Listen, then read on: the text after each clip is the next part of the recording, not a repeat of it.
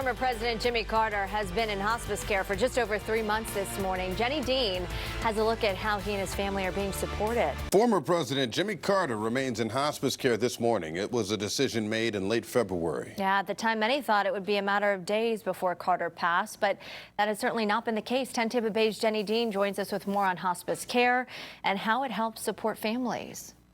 Yeah, President Carter, he is 98 years old, and he started receiving hospice care on February 18th. And while that may seem like a long time since then, the average time in hospice is about 60 to 80 days.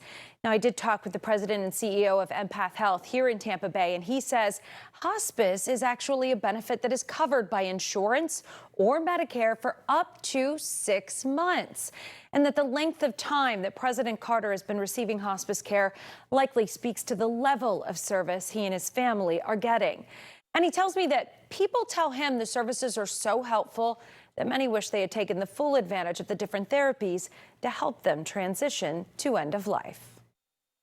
We're there to provide what we would call non-traditional, complementary types of services that are so beautiful and helpful at the end of life. Things like musical therapy, art therapy. We can work with the family on putting together memorabilia that's important. We've worked with couples, for instance, in the past that have written songs to each other.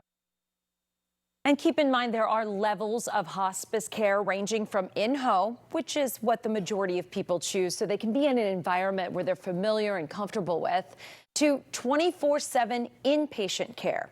Also, we have not gotten an update on the condition of President Carter since the end of February, but it is something that we are continuing to follow, and we'll let you know if there are any developments.